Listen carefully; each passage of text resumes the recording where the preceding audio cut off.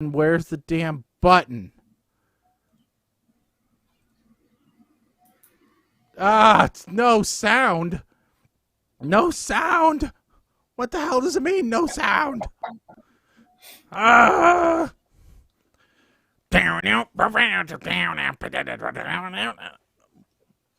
Anyway, welcome to PTR Radio here on the fabulous interweb. It's like we've been on vacation, but not really. This has actually been shorter. Oh, you were serious? That's how we're starting. Okay. Yes, that's how we're starting. I don't care. With Colin. We have officially started. Yes, this is it. Hi, welcome. Welcome to the S Show, ladies and gentlemen. This is how the show is going to go today. If you've paid attention to the title, it says not for those who are easily offended. You'll figure out what that's about a little bit later. But for right now, this cast of characters, I'm Shaggy. We got Mike the Ape Man coming from New Jersey. Colin coming from the Den of Inequity. And we're all just here to give you our opinion on a lot of different things. And so we'll talk news. Towards the end of the show, we'll talk movie reviews. And for those of you that are new to the show, welcome. For those of you that are coming back, welcome back. All right? That's how this goes. We love you all. One way or another, we love you all. Yes. Oh, Mike, you and I even got, talking to one of our longtime fans who, had some serious stuff going on recently. And, we're not going to get into it, but we hope all is going well in his world. Correct. I was kind of shocked. A longtime fan of the show posted a huge diatribe on Facebook, and not exactly what I was expecting. No. But it looks like he's got a good support network behind him. Everything's, going. Recovery's going well, so happy to hear that. And you just got to keep putting one foot in front of the other, my friend. That's right. That's not. No. Right. That's not right. I mean, you gotta hop on the good foot. Put your best foot forward. So I don't know. I don't know how many other. Let's see here. Well, the man titled his own post "One Foot in the." I mean, come on. Yeah. If that doesn't invite some kind of punnery to happen, I mean, you can't leave any footprints in the sand. You just got to go for the gold. Oh God. You got to run your race. You got to make sure, because if you don't finish first, you finish last. That's what we know. Okay, we've kicked this one enough. Everybody actually watching this has no idea what you're talking about. I know, it's just funny to us, and that's what matters. I mean, yes. You can't be as useless as a one-legged man in an ass-kicking contest. All right, yeah. We got a lot of stuff on the white sheet. And actually, no, we don't. This is one of the shortest white sheets we've had for a show in a long time. Yeah, but there's tons of stuff on other white sheets we never bothered to get to. So if we run out, we can always go back. I mean, let's just brush through a couple of this. We got a Dr. Phil case that we've spoken about in generally speaking before, not this specific person. Mm-hmm. We got Randy Quaid, which is never a good idea for any topic ever. I beg to differ. In this case, it's a great topic. We got. I mean, it links back to an Indian scientist topic that we had a few weeks ago. So I don't know how it's not a great topic. We've got how the government is trying to force us all to become vegan, which that would really just make me. You want to really see me start flinging poo? It'll happen. We've got a new product line coming out by one of our sponsors that we've got to mention at some point. We've got some changes happening to laws in Manhattan. Evidently, they're going down my road. They're going to start putting up some hotels. And, I know we're going to talk about movies towards the end of the show, but have either of you guys watched Mortal Kombat yet? I have. No. I haven't yet, but I'm thinking about it.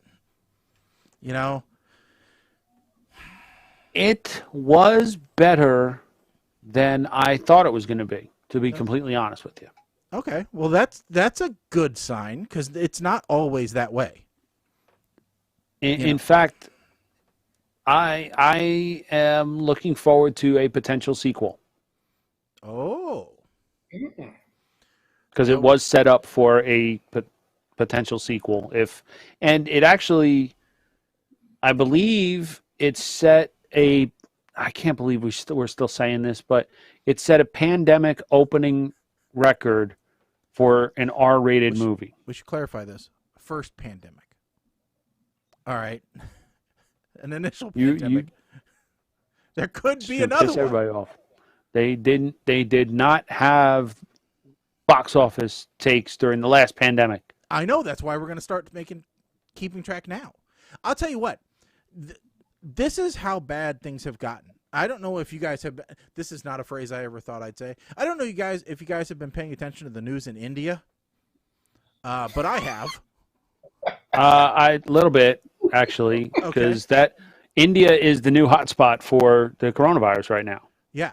So I have a project at work going on, and we're using offshore developers, which means India, and we were actually told that our project timeline might get affected and probably will be affected by the situation in India. Oh my God. You know what? I never thought about that. Mm-hmm. That part of the impact. Holy crap. The entire world is going to crash. I got told today, because I'm like, hey, I was kind of catching up on the news in India because you guys brought it up last week. Looks pretty bad. And they're like, yeah, we have had a couple of our staff die. Excuse me. That's kind of burying the lead. And they're like, oh, no, I'm sorry. Their family members have died, so they'd had to take off. Okay, that's a lot different. That is a lot different. Not great, but, better. Still bad. Still very bad. All right? I'm like, whoa, okay. Well, I was watching a story about a guy who had to drive 100 kilometers to find his mother a hospital bed. And even then, she stayed like one day, and then they kicked her out. Another guy who was roaming around with an empty cylinder trying to get it filled full of oxygen. So, yeah, I hear it's bad. The statistic I referenced with my staff was interesting. Only 1 in 5 deaths in India is actually medically researched. Only 1 in 5 do they actually determine a cause of death. The other 4, they just say they died. Yeah, Jesus. So I'm actually, I was I almost hit enter, and then I thought, well, wait a minute, how do I put a qualifier on this? Because I started typing up to just friends on Facebook, because God forbid I don't want this going out to the world. Point just brought up on PTR Radio. If COVID-19 has gotten as bad as it seems in India, just wait until the next time you have to call tech support, any tech support. I was thinking, okay, wait until it hits, the countries that depend on scam or phone calls. Oh, so you're saying like Nigeria? Yeah. Let's see. When it hits Nigeria, it's possible that all of these car warranty companies are going to go under as well. Because if I remember because there won't be anybody left to call. If I remember correctly, there was a huge internet outage a few years ago that affected Nigerian internet access. And there was a simultaneous drop in the national income for Nigeria. It was simultaneous because it was like a 2-day outage or whatever, and so it affected the gross national product of Nigeria. If I remember that correctly. I don't remember if it was a couple years ago or if it was when the World Trade Centers came down, because that affected the routing of internet traffic as well, because they were a major hub, if I remember right. Maybe not a major hub, but they were a decent. There were a lot of telecommunications.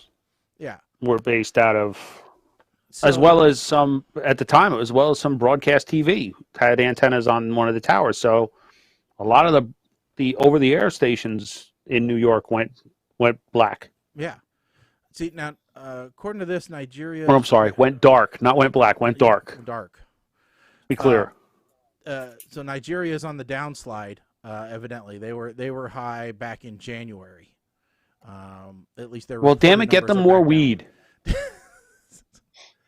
But it's getting legalized everywhere. I mean, we do tend to talk about this subject a lot.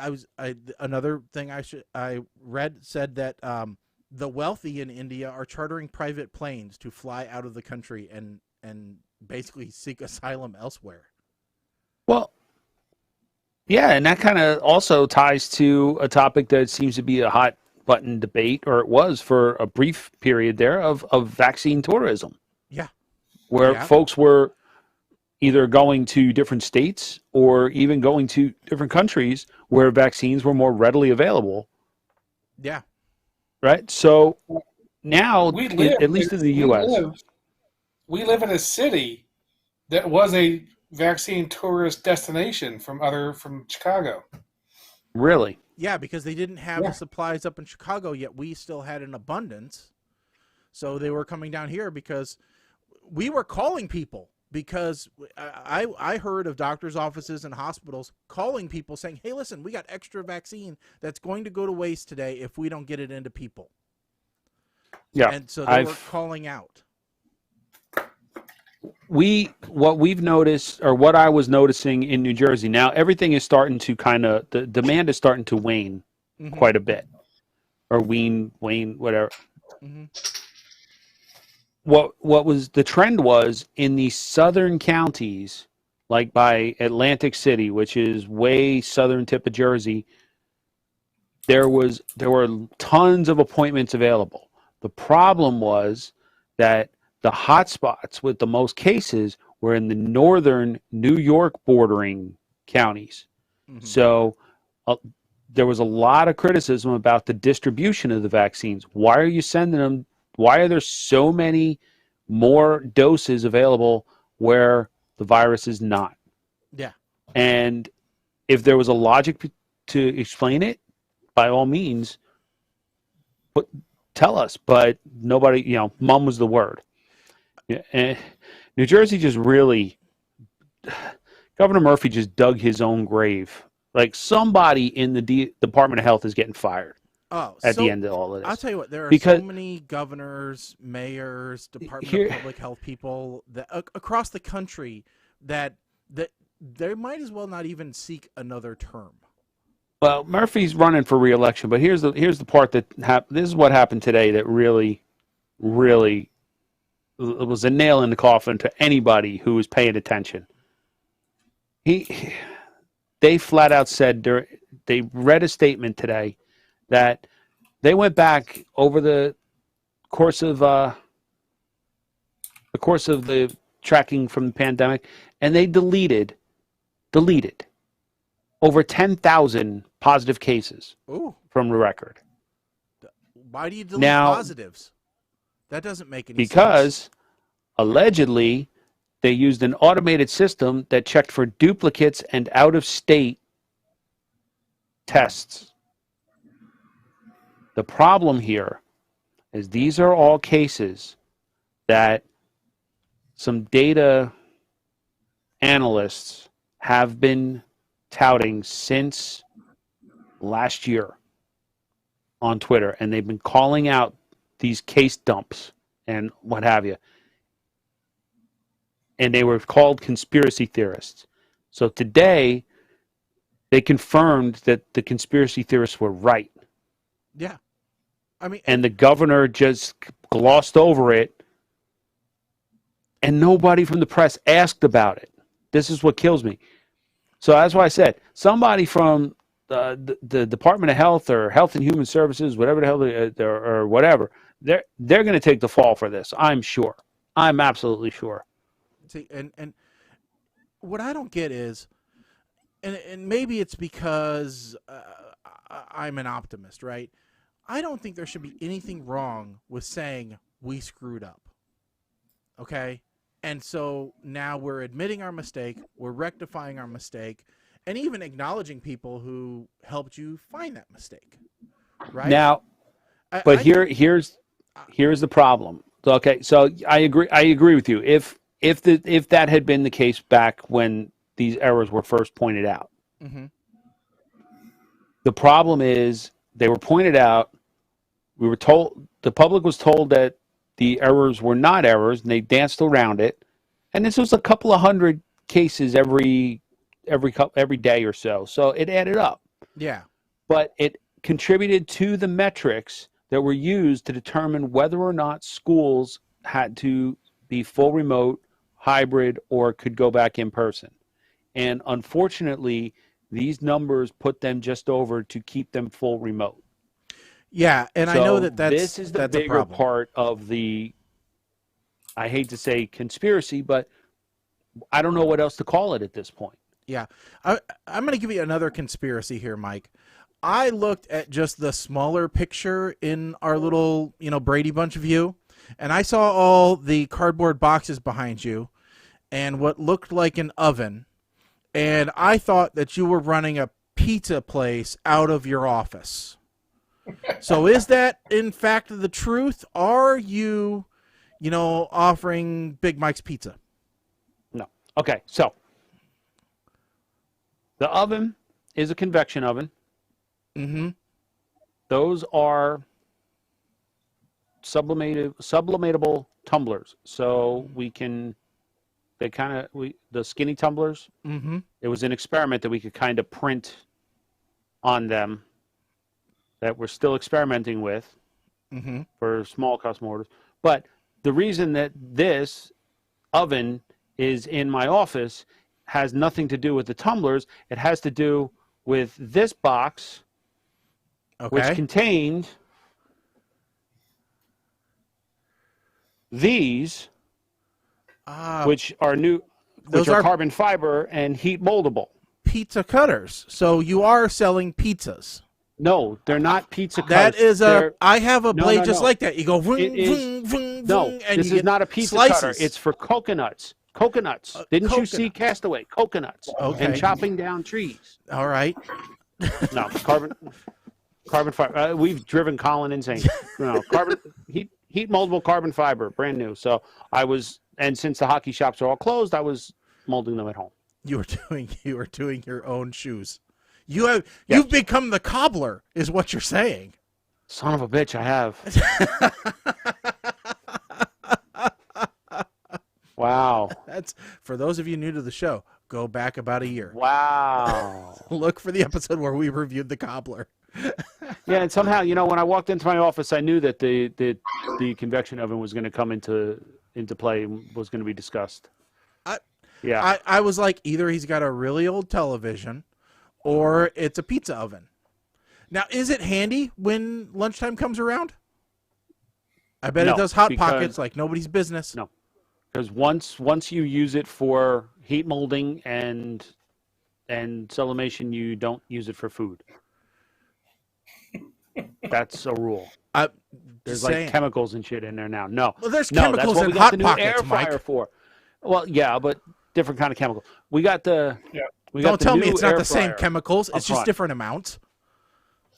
I got rid of the basket air fryer, the Power XL, and we got one that looks more like a little toaster oven because damn you, Slick Deals. You got the Ninja, didn't you? No. Did you get the Ninja, the one that folds up and out of the way? Nope.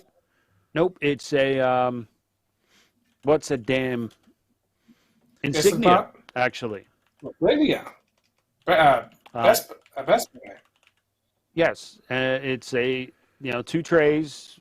It does what is it? Has a rotisserie that I can put in there as well if I want to do a small baby chicken, because I don't see how a full chicken is going to fit in there. But okay, but yeah, it's Slick Deals. It was on sale for $50. I was like, how can we not get this? I mean, they're basically paying you to buy it. I mean, that's what it comes down to, Mike.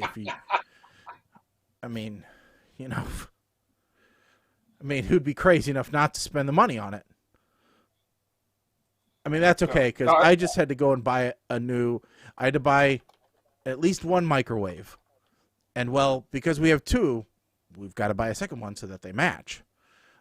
So I ended up buying 2 microwaves because they're the over-the-range microwave. And I'm trying to find a picture of it because it wasn't cheap, but it does look really, really cool. Samsung, black stainless steel, of course, because that's the only thing that you buy now.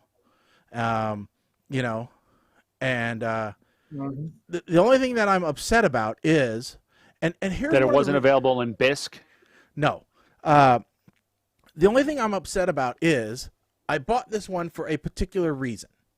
All right, and when I bring up the picture, maybe you'll identify the reason. All right, so this is the microwave that I bought. Okay, now. Okay. Off the bat, can you tell me why I bought this particular microwave? No handle. Exactly. No handle. The whole side of the microwave is the handle.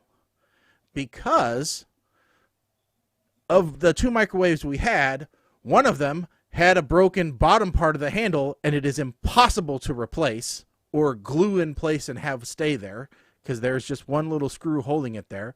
And the other one, the 6 button didn't work anymore. Neither did the under cabinet light, even if you change the bulb. And so, what I ended up doing, and so of the 2 microwaves we ordered, one came in within 2 days. The other one is going to take 2.5 months. And so we took the working door off of the one that we replaced, put it on the broken door one, and this one went in its place. But I really like this because it's got no handle to break. Yeah. So from now on, no handles. Just no handles anymore. Now, the only thing I didn't... So I have to contribute my Crocodile Dundee thing. Mm-hmm. Speaking of pizza cutters, mm-hmm. Yeah, this is a pizza cutter. Yeah, I have one like that. Yeah, I can get to mine faster. Like, I see all these people talk about these little things. I'm like, buy one of these. It doesn't take up that much room in the kitchen drawer, and nothing cuts a pizza better than one of these things. That's right. That looks like something that the Klingons fought with. Yes, it's like a Batcliff or whatever in the hell it is. Now, the only problem that I had with these microwaves is, like every other microwave that I found from Samsung, you could buy a regular microwave version, and then they made a version that also had a convection oven cycle. So I thought, ooh, I want to buy that. I want to buy one that's a regular microwave, and then I want to buy one that's a convection oven, because then we can basically get rid of our air fryer off of the countertop, because that's all an air fryer is a convection oven. And so I thought, well, this will make life easy, and they'll still be the same size, except for the stupid handleless model. They don't do that for. They only make them that way for the handled model. And, well, my hatred of handles won out.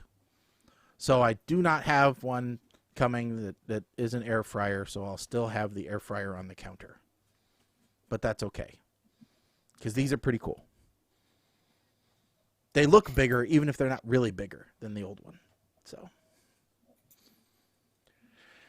all right. I was gonna say, like, I remember the old school microwaves that had like the button you had to push to open the door. My like in-laws still have no one. handle. My right? in-laws still have one. Oh, you know what's worse though? So the one that had the broken handle, also within like the last 2 weeks, the little mechanism that makes the little hooky things, when you close the door, it latches the door shut. the spring broke inside the door. So the little hooky things would not force themselves back down, so the door would not shut. Nothing is worse in the kitchen, as it turns out, than a microwave that refuses to shut its door. A microwave that refuses to open its door. But at least then the light's not on constantly. Oh, those lights burn out eventually. So, and you don't bang your head or, your arm into a door that's closed. So what I had to do was duct tape the son of a bitch closed, unplug it, and just not use it till we got the new door. So, yeah, we've always had countertop microwaves.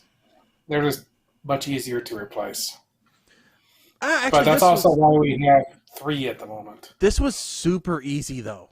I mean, this really wasn't hard. There's like 2 screws holding it in from above. Yeah, this is so simple. So, you know what? I think maybe it's time to get a drink, though, because every once in a while we do this. We grab a drink. We tell you a little bit about it. Not all of us all the time, but some of us do because we need it to get through life. So we're going to go ahead and we're going to go to the bar.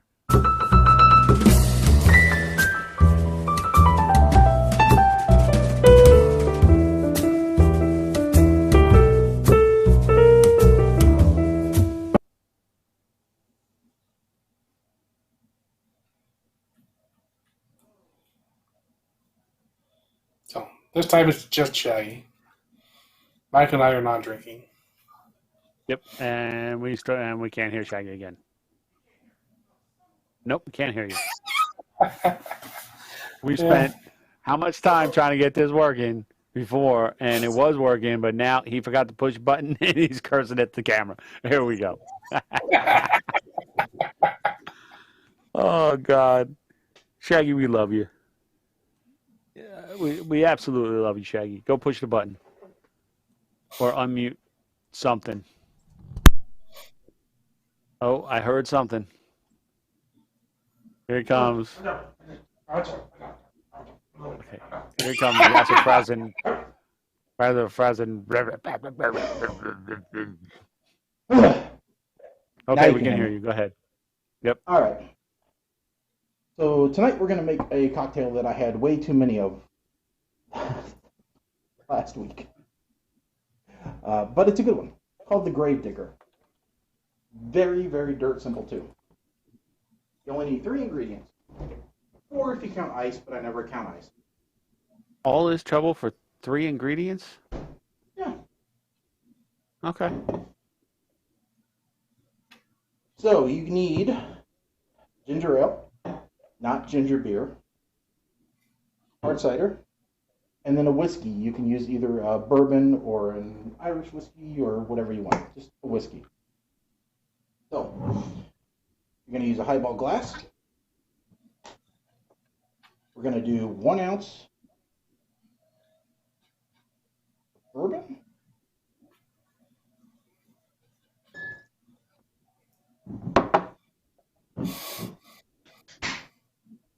2 ounces of hard cider.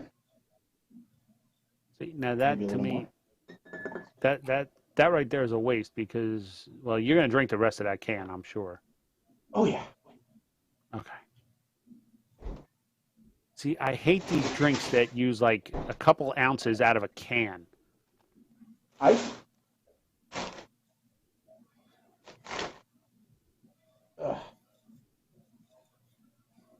Okay.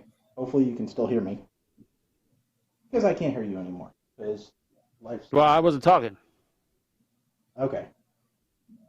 You hear me now? Yes. Okay, good. Then you just throw some ice in. Halfway up. And then just top off with your ginger ale. This is where those mini ginger ale cans would come in handy. That's what I have. Is that a mini? You got some big hands then, bro. Little 7.5. Okay. That looked like a regular can.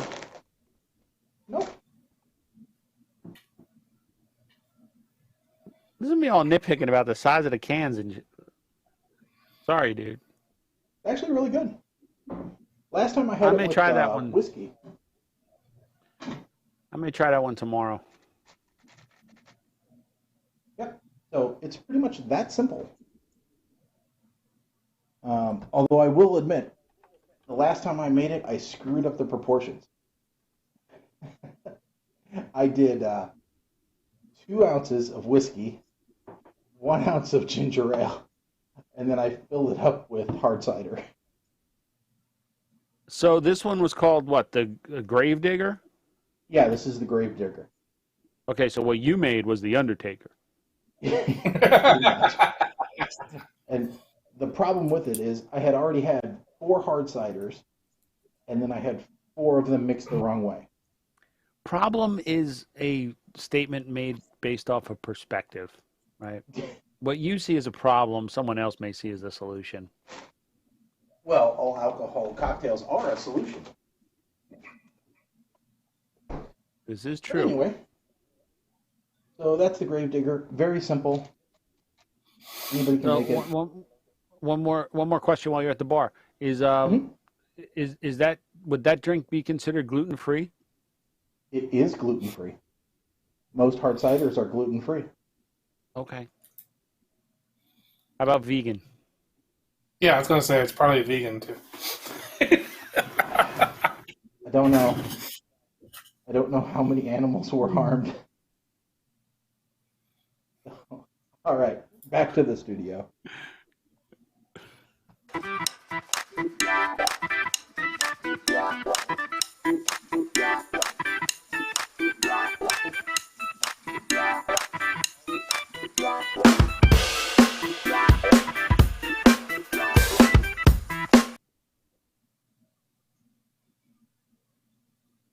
Welcome back. Alrighty. And we're back. Okay. So yes, I brought both. I brought the hard cider and the Grave Digger. Okay. Not gonna let the hard cider go bad. I'll let the ginger ale go bad first. Like that's one of my pet peeves. Like I went to a bar by us and they were advertising a drink called a something Sunrise, which was actually just a beer that they topped off with tangerine Red Bull. And she opened up the bartender opened up a can and poured like a little bit on top of the beer. I said, "Well, what are you doing with the rest of that?" She said, "Well, we keep it." I said, "No, you don't. I paid for it. Give me it."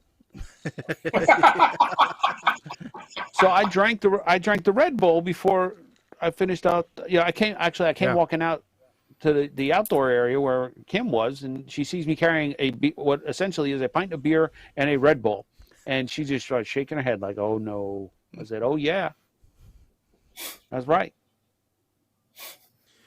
So, but I will say it's a little bit different with the bourbon than with the Irish, but still not bad, not bad at all.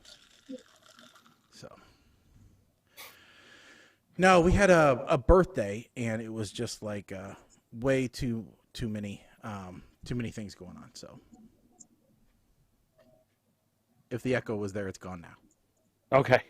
I thought maybe it was just me. Like, wait a minute, I'm not drinking, right? Mike, you've already had 3. I think it's time to call it quits, man.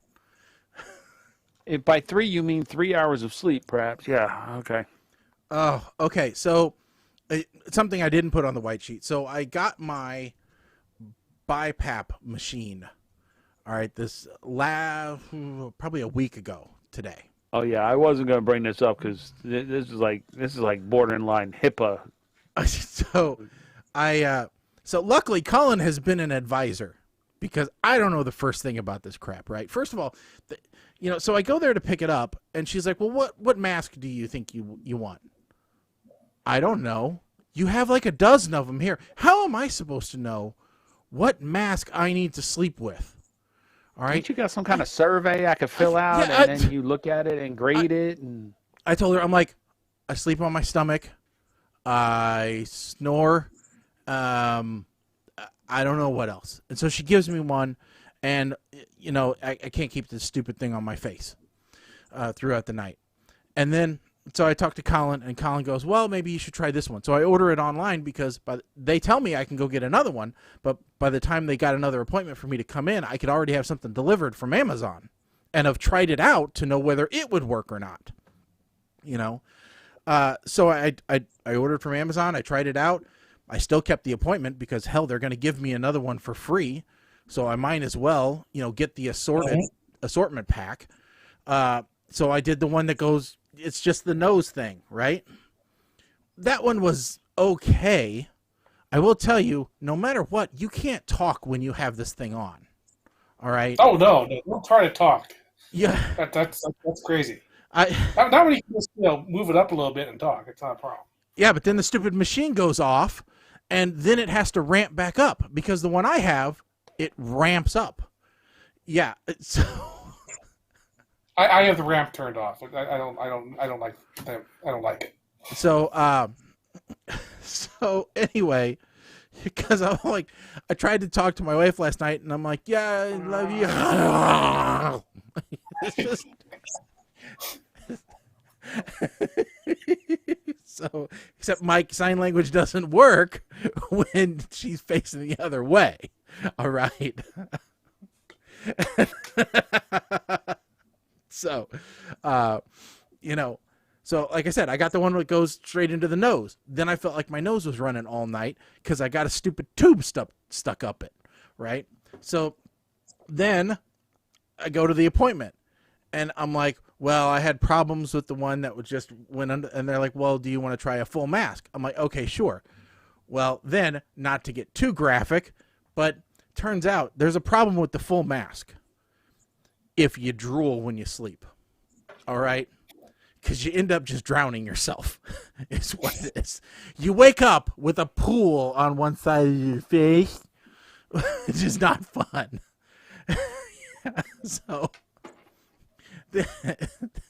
So then I try for 2 nights like that, and the only thing I can find online on how to stop yourself drowning in your own drool while you sleep is sleep on your back.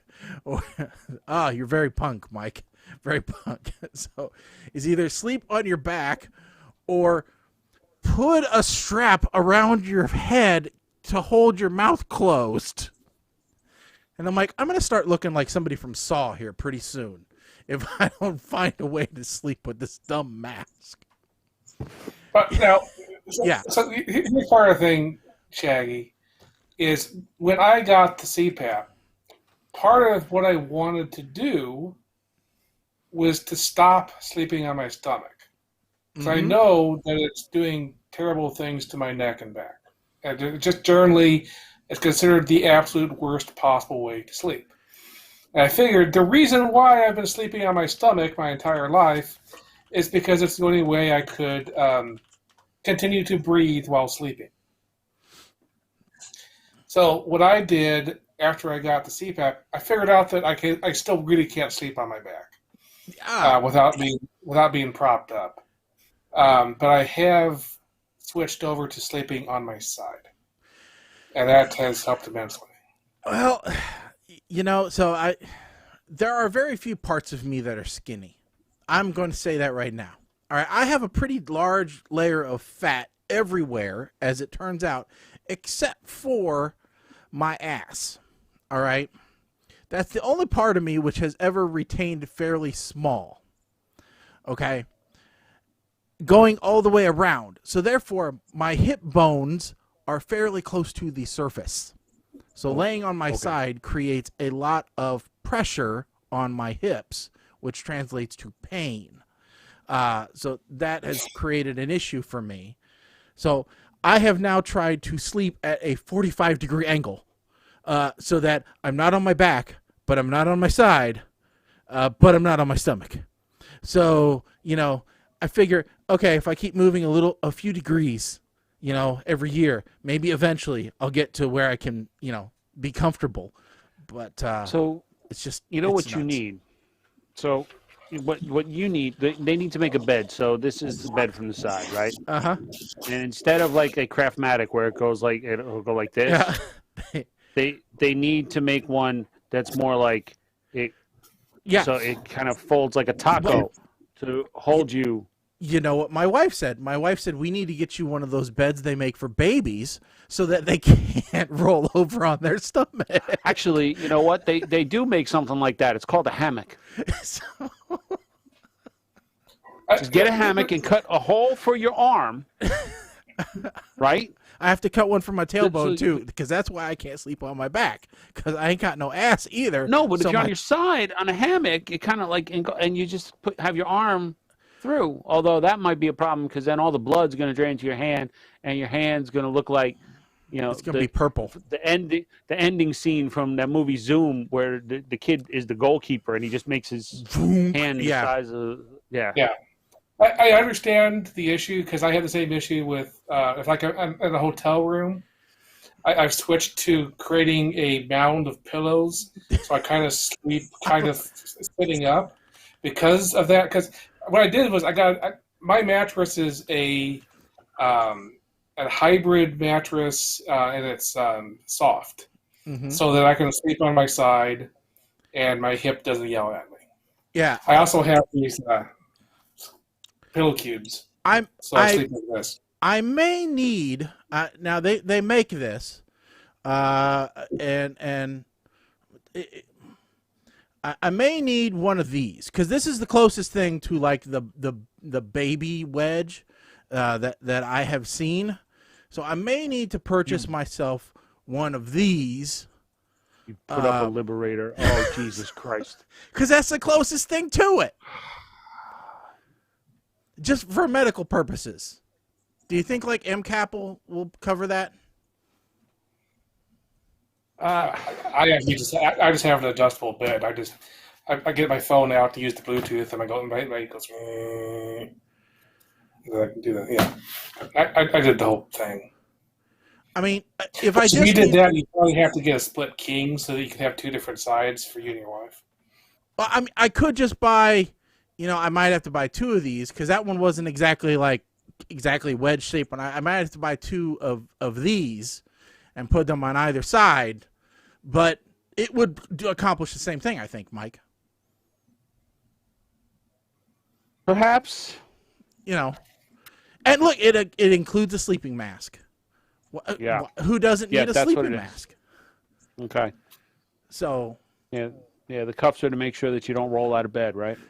Well, exactly. I have thought maybe I need to put, some strapping down. You are out your ever-loving mind. Wouldn't it be? It would be really funny if I bought one of those just on a whim, had it delivered, and I told my wife, what? Yeah, this is to help me sleep at night. You know what I think, dude?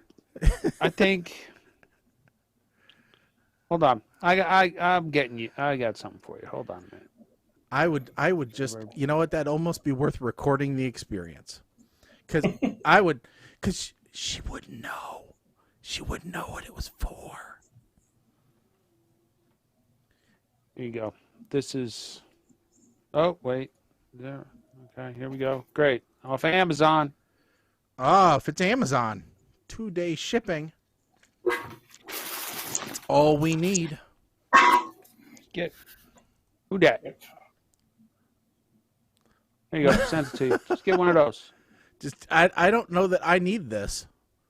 No, you get one of those, and you just kind of hold the arm over your neck, and then you put that behind you, and it's like you're being spooned, but it keeps you upright. I honestly had never seen that. I like that though. That is nifty. We'll have to. I might have to look into. That says Christmas. They do make real side sleeping pillows. You don't think the wedges that I put up were real? They sell the crap out of those. Okay, I mean, but Colin has also seen Meet the Fockers, right? Yeah. Anybody who's seen Meet the Fockers recognize that thing right away because Gay's mom had all of the people from her class bring them. There, I sent you. If you feel a little more comfortable, I sent you Walmart. Another one, a Walmart one. You think you can do in-store pickup for Walmart with this? Maybe pre-assembled? Says pickup not available. Sorry. Ah, damn it. I really want to do pre-assembled pickup with Walmart. You know? Oh. Anyway, they do make side sleeping pillows that have the same shape but don't look like a person. So, just for anybody, who's ever looking at our backgrounds trying to figure out. So if I turn my chair a little bit here, right over there you can see Bella, the extremely old kitty cat. She's sleeping back there today. So if you hear something yowl suddenly, that's probably her. Okay. All right. So one last one that this is express, so you'll get it quickly, as opposed to Alibaba. Mm-hmm. Oh, AliExpress. Oh, yeah. No, I could. All right, I could do that too. All right. So now we're getting into, and they have water. They have red strawberry or corn. They have corn, cactus. There you go. See, so you got different. I like that the pillow is removable so that you can wash it. There you go. Mm-hmm. That works. All these products I didn't know about. Speaking of products I didn't know about, Mike, you told me earlier in the day. Before we get into this, I just yes. Because the nature of the discussion that we're going to have, we normally never do this, but we do have to give a bit of a warning.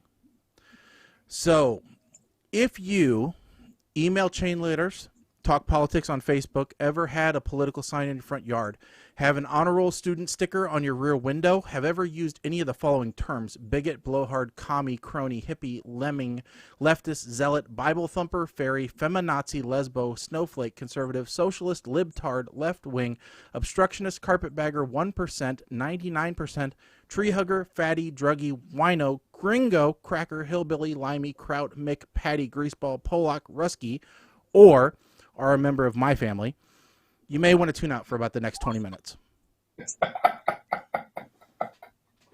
All right, now that warning is over, Mike, you're getting into a new division. So I had the idea of a new potential product, and actually, you know what? I'm going to draw out a quick little sketch of what I'm thinking it's going to look like, because I'd like your input. But there's a big theory going on now about the vaccines and how they have. Theory is the right word, I think. Yes, and how they have tracking devices. I really wanted to ask the lady who did my injections if I was getting the right one with the microchips in it. But I'm like, they don't look like they would get the humor right now. They look like they have been beaten down by life, and they just want to get their job done and go home. All right, so what I'm kind of thinking here, and this is just a quick sketch, is if I got sterling silver, like web-looking type necklaces, pendants. Oh, yeah, very nice. See, this is not a dream catcher. This is a wearable Faraday necklace that will block the tracking devices, the tracking nanites that are in the mRNA vaccines. Oh, a wearable pendant, you say, that blocks the nanite communication. Does it block 5G? Is a fashionable alternative to, well, no. See, initially it does not. However, if you pay an extra $5 to get the TK421 upgrade, then it will block 5G as well. This is a fashionable alternative to the traditional tinfoil hat. We all know how classic that is, right? I mean, you can't go to your rally without your tinfoil hat. I mean, that's a no-no. We all are very aware of that. Now, Mike, we could also just thinking out loud. We could also add a little extension here for the folks that want to identify with a group that is associated with a specific letter of the alphabet. Okay. What if, Mike, we put a healing crystal in the middle? That is the TK421 upgrade. Come on now. Okay, and where is my copper? Because I need something to help center me and to help my balance. Okay, so since this is a two-dimensional drawing, right? Right, yeah, So gotcha. if you look at it from the side, okay, the side, it's actually, okay, so is it like that's looped? Does it got loops so of this copper? is it from the side, right? Like the arc reactor?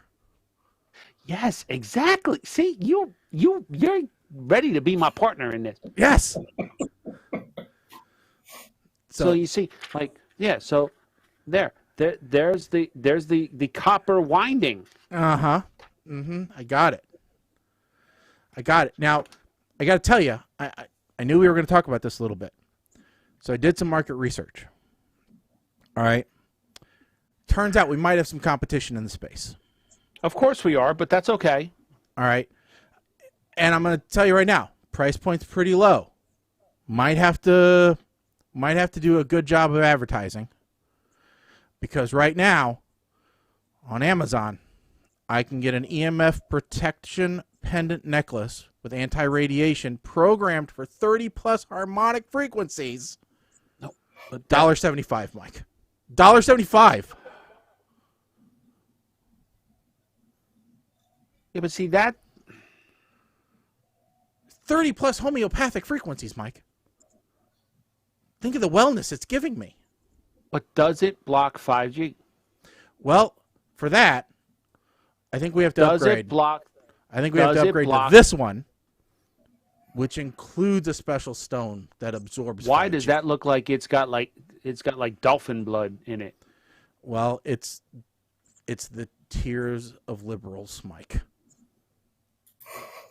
So what you're telling me is once again, I'm a day late and a dollar short with these ideas of mine. Yeah, but don't you worry, because it is a very crowded space. Because I went and looked. There's a few other things competing in this market. Did you know that you can also get a very useful thing that I think maybe all of us should buy, considering the police state that we live in? A Wi-Fi router guard. All right.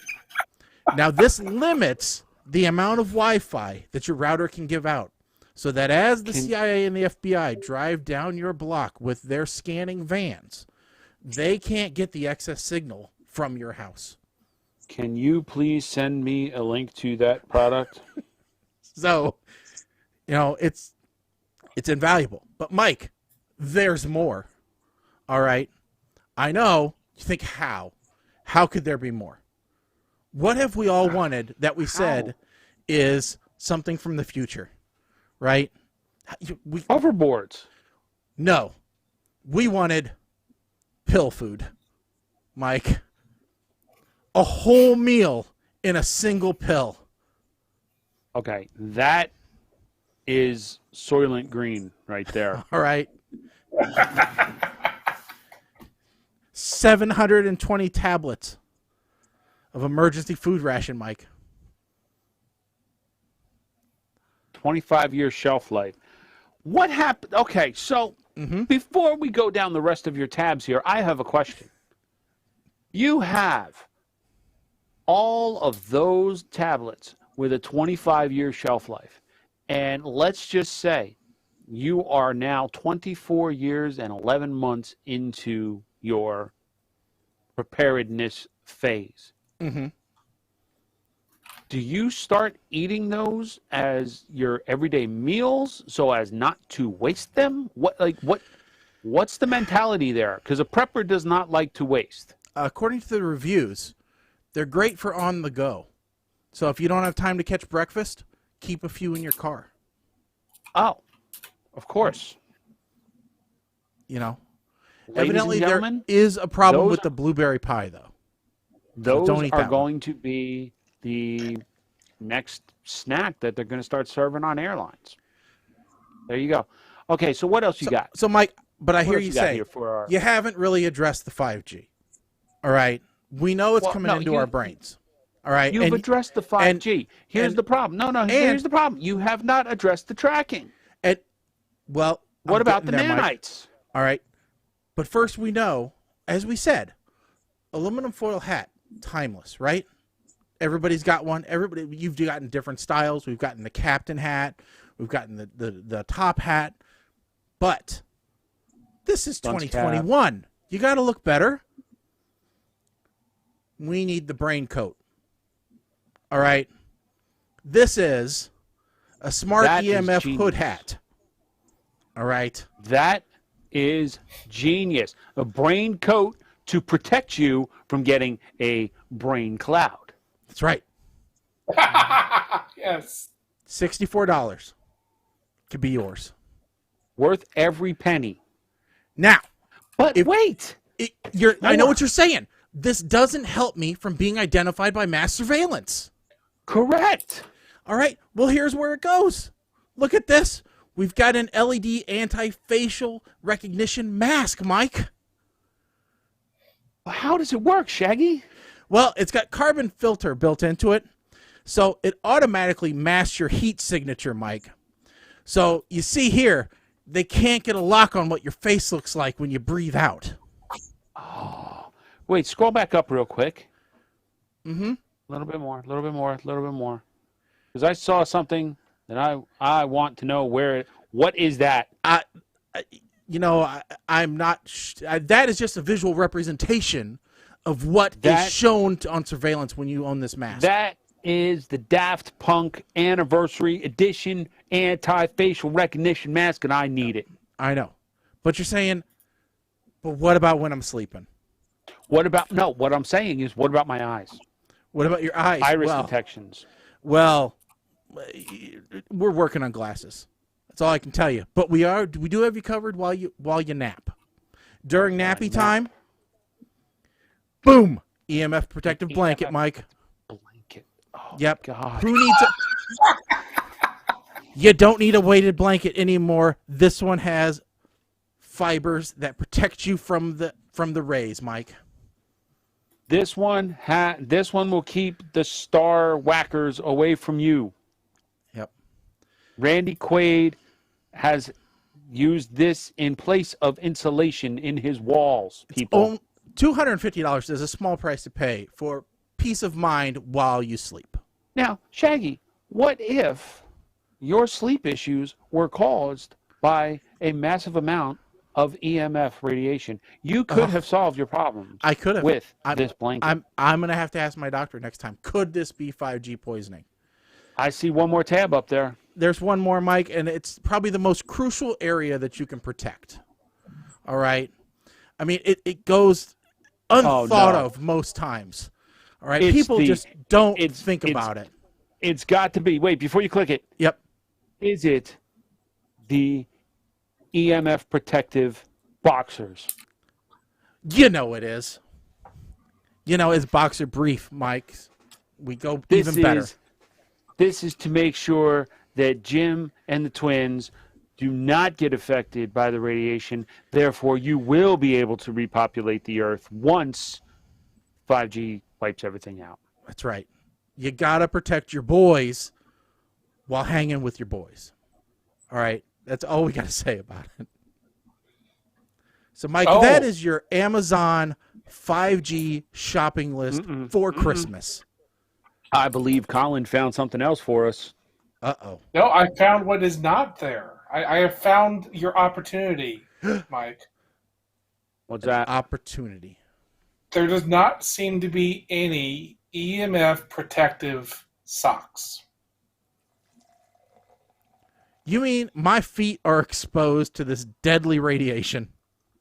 there's some socks with a fake EMF detector printed on them, but none that seem to claim that they protect you from EMF. Everybody knows EMF radiation is 2 feet off the ground and higher. What good would a detector do on your feet? I mean, that's just being asinine right there. Yeah. So there you go. There's your opportunity.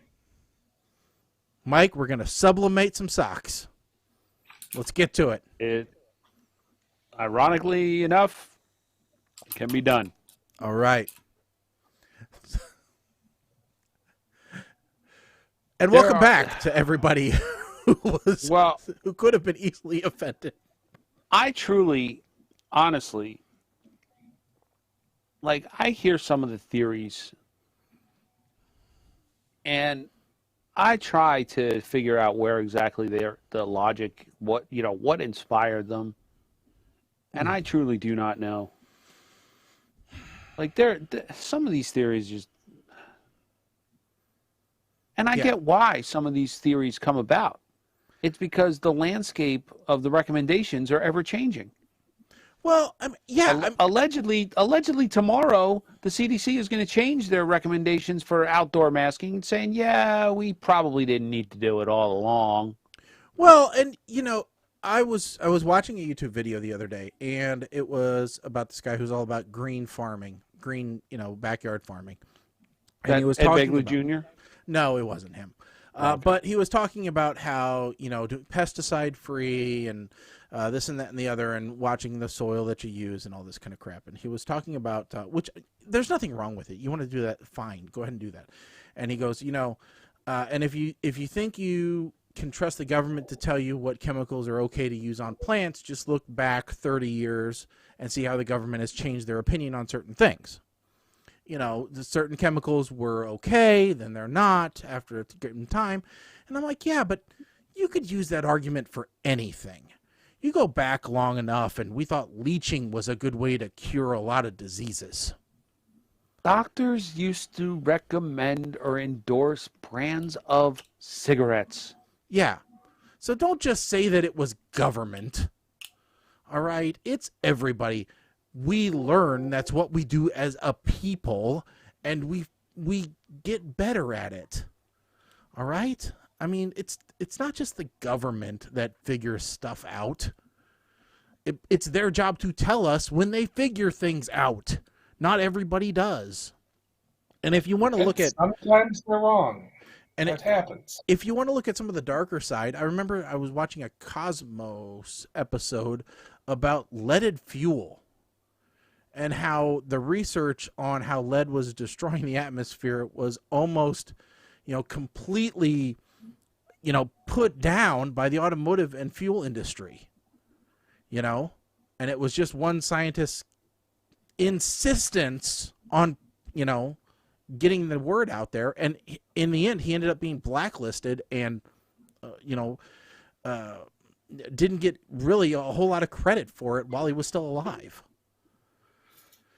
So, I just read an article saying it's still a problem because piston aircraft still use leaded gasoline, which means people who live near airports that have lots of general aviation, they're still getting bombarded by particles of lead.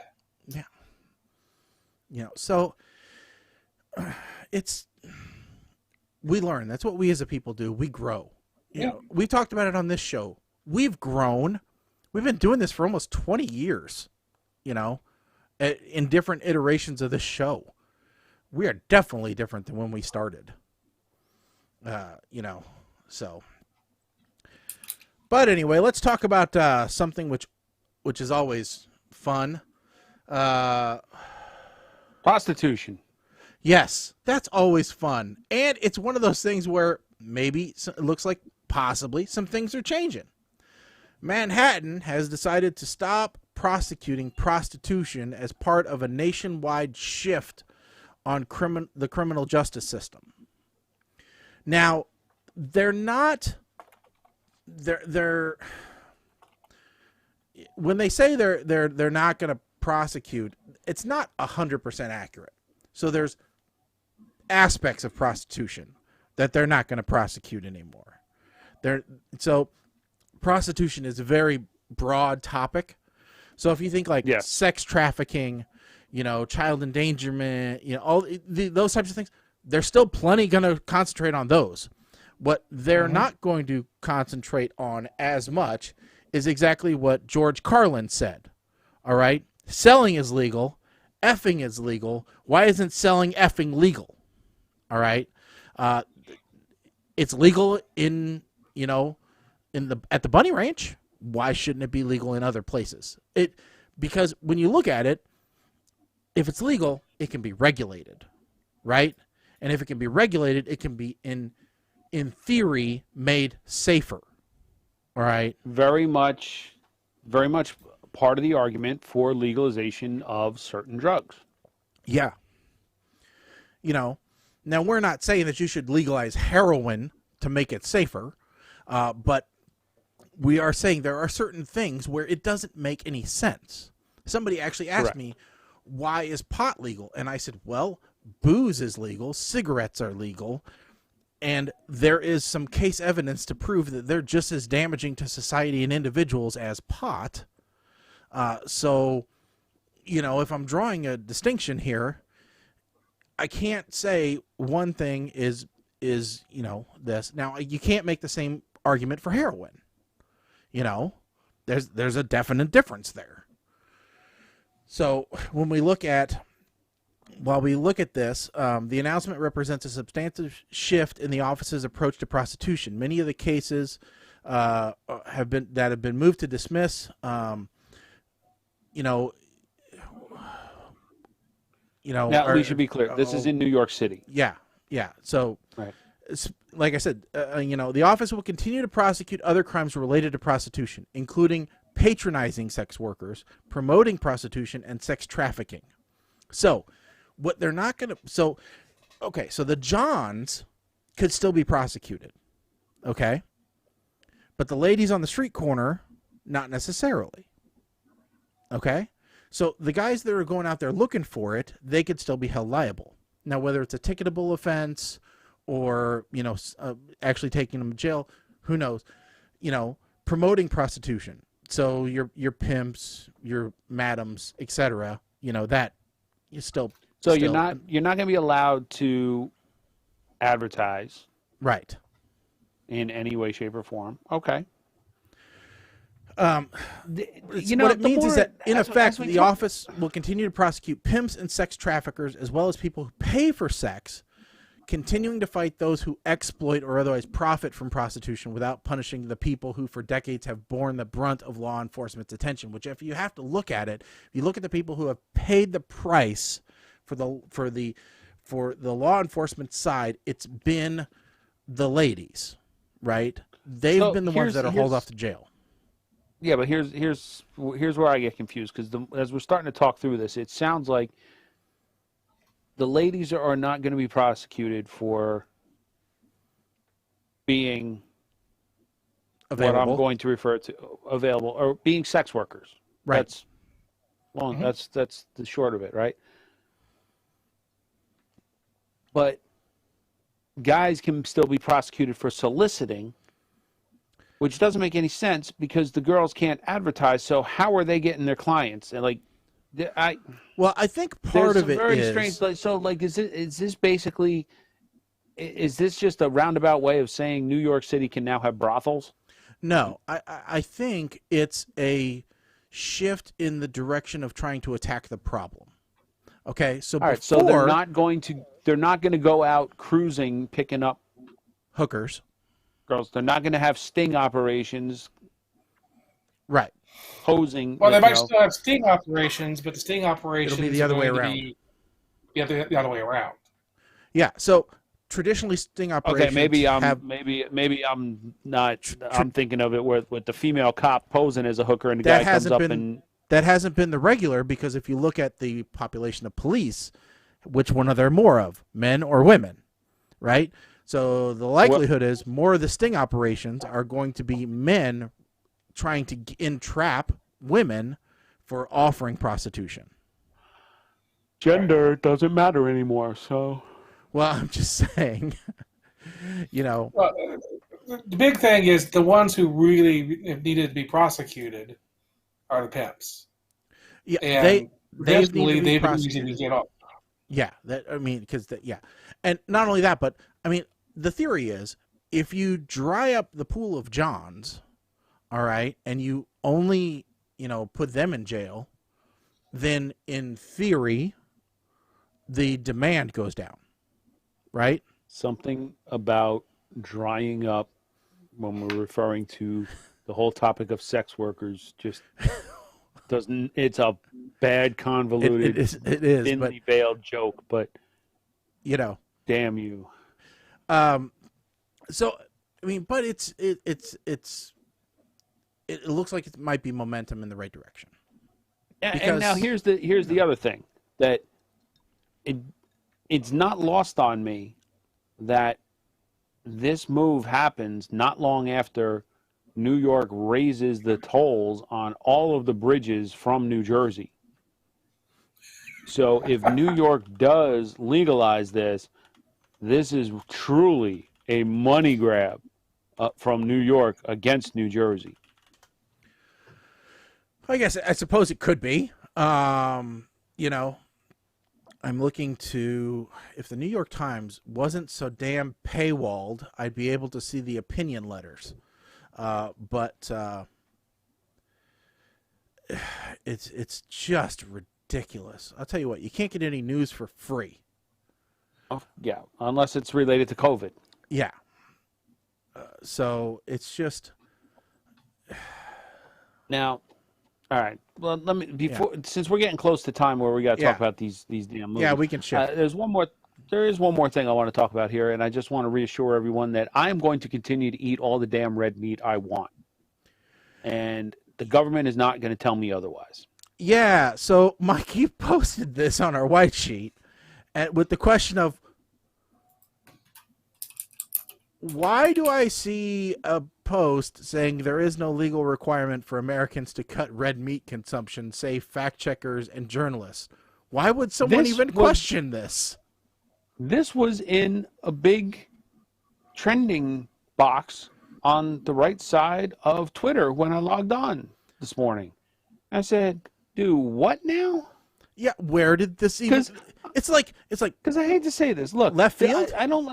I do not like to say anything negative about our president because I'm trying to be fair. All right, but this does sound like something incoherent he might mumble at the end of one of his longer press conferences, because we do know he does tend to get tired of speaking, and at the end he has said some things.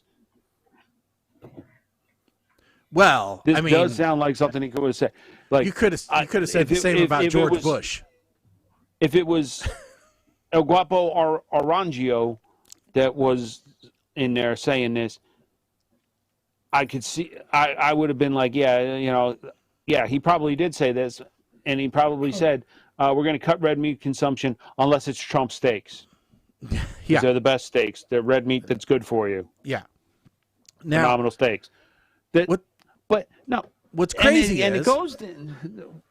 It goes on saying that this was bundled as part of his climate initiative, which is where this really starts going down the rabbit hole, because one, we have long joked that the biggest problem with global warming is the cows. The cows farting. And the methane that they release, right? Yes. So, okay, so that lends credence to if we cut red meat consumption, that much. there'll be less cows, that much. right? Yes. Okay, but still, as much as our word is scientific fact. And the fact that they're claiming that this was linked into the climate change plan, but that to reduce greenhouse gas emissions by half by 2030. Whoa. Now, we all know that both sides of the government and the center of the aisle do not know how to write any kind of bill and or plan that has only one issue addressed. No. In in the climate change bill, there could very well be an entire thing about how to repurpose dairy farmers into stonemasons. Or how Smurfs are going to fix the economy. Okay. The internet is a series of tubes. Yes. It, Yes. It may talk I about saw how a we need to video today. resurface our internet tubes. I saw a video today on along the same lines when I was trying to see where this actually came from.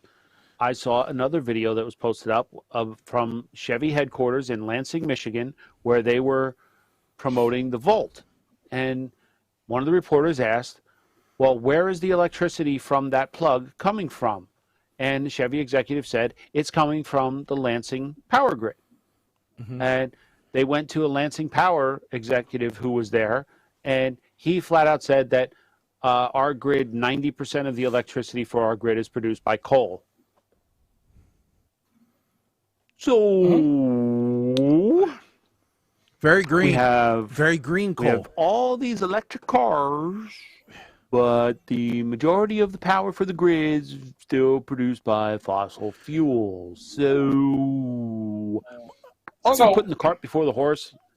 But no, because the power plant is more efficient at creating electricity out of those fossil fuels than the car is capable of converting the fossil fuels to motion. I will. You know what? I will buy that. I will buy that. I just wish someone would say it. I just wish they would include that in their explanation and say, listen, we know this isn't 100% free, right? We know it's not 100% green, but it's greener, and that's what we're moving towards. Right. You know, that's all they have to say. Just say, hey, listen, baby steps. Yeah, and what I come to is I look at it and I say, I like all these other things, you know, the wind power, solar power, you know, all these different ways to make power. That's great. Wave power. But, you know, I look at it and I go, you know, if we just, you know, figured out exactly where to bury the nuclear waste, maybe we could make some new nuclear plants that aren't 40 years old. Fission. We need fission. You know. But before we get too far, I do want to actually cover real quick what it was we're just talking about, because I know there's people out there who are going like, so where does red meat come from? So so let me. Over the weekend, we had like 5 Fox News or Fox Business personalities and 2 governors say that, you know, come out and say they're opposed to the Biden red meat policy. Oh, not only that. Hold on, it gets better. It gets better. It was also a representative from Colorado, and a couple other representatives as well. I don't know the places from where they were, but this is fairly widespread misinformation. As far as anybody could figure out, it started last Thursday in the British tabloid The Daily Mail with an article that was talking about Biden's climate proposals and a completely unrelated academic paper from 2020, smashed them together and came up with this. Yeah, so I'm gonna talk about the representative from Colorado because we have her exact tweet here. Lauren Boebert. Joe Biden's climate plan includes cutting 90% of red meat from our diets by 2030. They want to limit us to about 4 pounds a year. Why doesn't Joe stay out of my kitchen? The tweet gained significant attention, including 16,800 likes, 4,400 retweets, and over 6,100 comments as of Monday morning Eastern. Matt Couch, a far-right activist who heads America's First Media Group, made a similar claim later that day, tweeting a photo of a steak topped with what appears to be bacon-wrapped asparagus with the caption, "So Biden says we can per year." His tweet got 23,000 tweets and 6,900 likes. Or 23,800 times liked and 6,900 retweets. Now, here's the facts, okay, as reported by Newsweek. I want to preface that. The facts according to Newsweek. Biden has not publicly announced plans to limit the consumption of meat in the U.S. at last week's summit or otherwise. Newsweek has contacted the White House for comment. The claims made on Twitter appear to have originated from an article published by the right-leaning British newspaper, the Daily Mail, that presented hypothetical ways the U.S. could meet Biden's target of cutting emissions by 2030 when compared with 2005 levels. Among the hypothetical changes was cutting 90% of red meat of our diet to 4 pounds per year. To support this claim, the newspaper cited a study by the University of Michigan's Center for Sustainability Systems. It did not link to the study, but it appears to be from a report published in January 2020. All right. So the claim is absolutely false. Biden never recommended this. It was as Colin said, it was the Daily Mail saying, in order to accomplish this, here is one way it could be done. And somebody linking the two together. But it wasn't Biden. You want to blame him for things, there's legitimate things you can blame him for. Don't get me wrong. As with every politician, there's legitimate things you can blame them for. All right? You don't have to make things up. Okay? Plus, I hear Uncle Joe likes a steak every now and then. Now, the bad thing is he's old. So that means he likes it well done, which means we don't like him that way. All right? Because everybody knows medium rare for life. All right? That's the way it's going to be. It's the way it's always going to be. Medium rare is the most done you should ever have a steak. And if you ask for ketchup, the chef should be allowed to come out and chop your hands off. I was going to say paintbrush it with the steak before you're cooking it. Mm-hmm. So, I was going to say, take the steak bone and say, hey, steak, here's the grill. Okay, time to eat.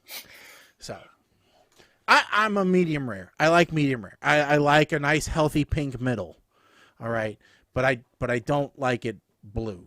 If you got a nice sear with a good crust on the outside, yeah, I'll give you that. Okay. Different parts of the cow need to be cooked different ways. But, yes, I agree. So, all right. That's true. You don't cook the gonads the same way you would a fillet.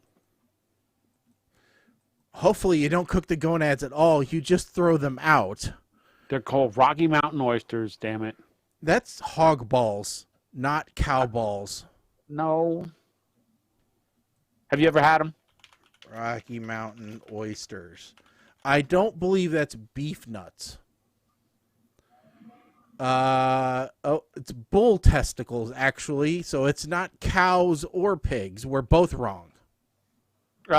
Is a bull beef? It is technically yes. All right, okay, there's my indicted moment, okay? Thank you. But I prefer a nice female cow. They're much more supple and juicy. Yeah, The last one I had, her name was Peaches, and she was yummy. Okay. Mm-hmm. I don't know the name of the cow I got in my freezer right now. I should ask. I don't name them.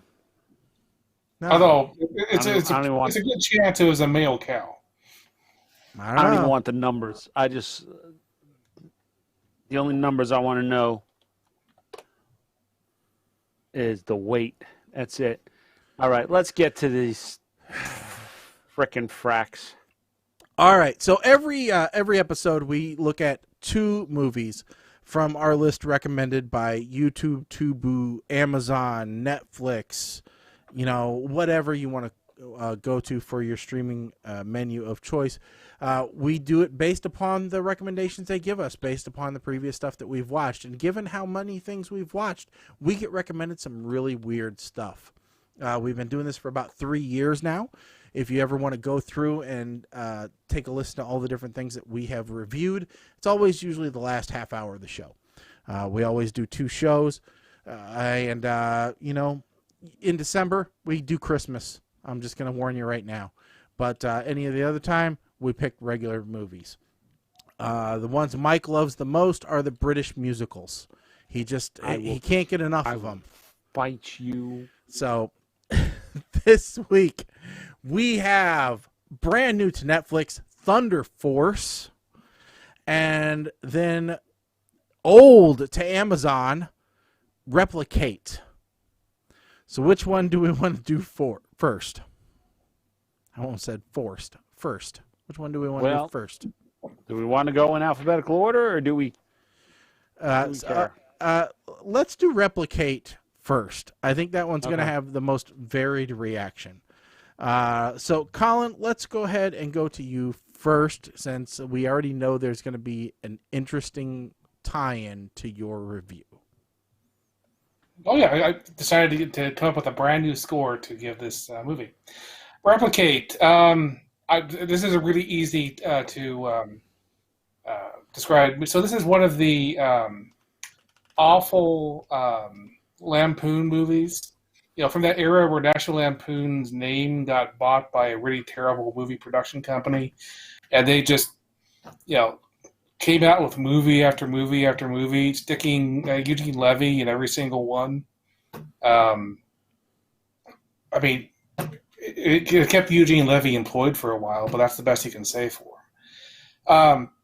But this movie, imagine Weird Science, except that instead of a woman who's stuffed with knowledge from the internet, it's a clone of a different character in the same movie, and doesn't have so it has to be taught in a very fast manner.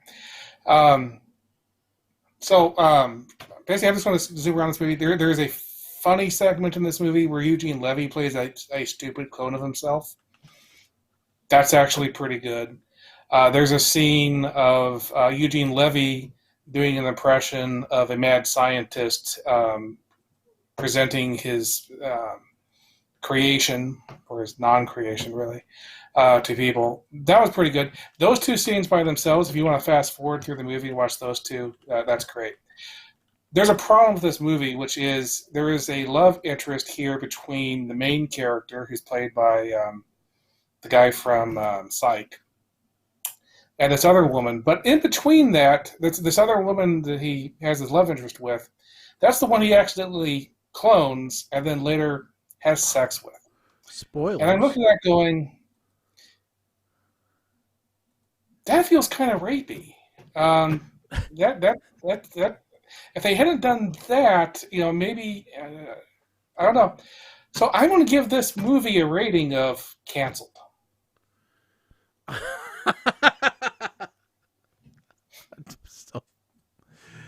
All right. Mike, you want to go or you want me to go? Well, I need clarification. Where exactly does canceled fall on the scale? I don't know. Is that below Burn it with fire, or is it? As far as the actual movie itself goes, I'm going to give, except for the fact that it's canceled, if it wasn't for that scene, because it has some funny things, but it has some real crap in it, I throw it at the meh. So, but I'm saying the movie itself should be canceled. Okay. In a humorous way. Okay. Okay, Mike, you want to go or you want me to go? Either or. All right, I'll go. Then, so I watched this movie today, and I will say, seeing Sean from Psych before Psyched was a thing was kind of fun, right? So he definitely looks a little different, acts a little different, but you can still see where it's the same actor, right? So he's almost playing that role. This is a twist on a couple of different movies. Like Colin said, this is kind of like, Weird Science, but I would say it's also got a mixture of Encino Man in there. it's a couple of different movies, a little bit of multiplicity in there, but it's interesting. It's a kooky, weird. I would say it's almost an 80s-ish feeling movie. And if this movie had been made, say 10 years earlier, I think people would have really liked it. But, because it's made when it's made, I don't think people liked it as much.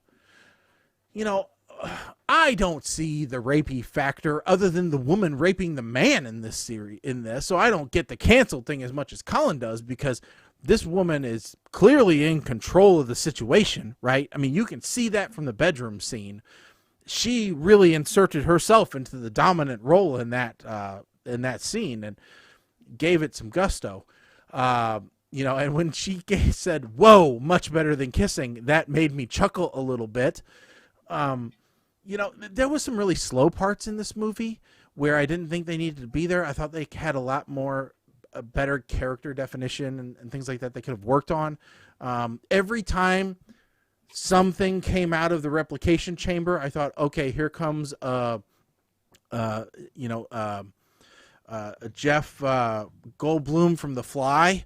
I kept thinking that every time. So, I think they could have done a little bit better job on the special effects, but maybe they only have $1.75. I don't know. I'm sure it was a fairly cheap movie. The lingerie store was one of the funniest things I have seen. I'm sorry, but that was hilarious. And just, no, that's way too risque, or no, sometimes it's okay to be risque, and no, it's not risque enough, or this is completely wrong. Or that was comedy gold, and if they'd have kept that pace through the whole thing, I think it could have been a much better movie. Really, to justify my rating, I only have to show one picture. That's what I have to show. Really, I'm going to have to give this a smile, because I had a few points where I genuinely laughed and where I did have a pretty good little grin going on, thinking I should go back and pause that so I can better appreciate this movie. Overall, smile, I think, is what it gets from me. All right, Mike, you're up. Okay. This movie, kind of building on what Colin said, this is absolutely the bastard child of Weird Science and Encino Man. Now, they said a line very early on in the movie, during the education of Kate, if you will, and I will quote, "Movies with singing, unacceptable." This movie just earned itself a Schnikes because of that line. I cannot give this movie anything less, because it has spoken the ape-man universal truth. But then they introduced the paradox to ape-man's universal truth, because The Wedding Singer does have a lot of singing, but that is a great movie. So the revised ape-man universal truth is musicals are unacceptable. Now, seeing the real Kate get mixed up with Replicate is kind of hilarious. And I feel like this scene, and I'm talking about the lingerie scene, was specifically written just to show Allie Landry, a.k.a. the Doritos chick, in her underwear for as long as possible. Kind of like that scene in Star Trek Beyond? Was it Beyond? Where Alice Eve is in the shuttle and they just show her in her underwear while she's getting changed into her suit for no damn reason.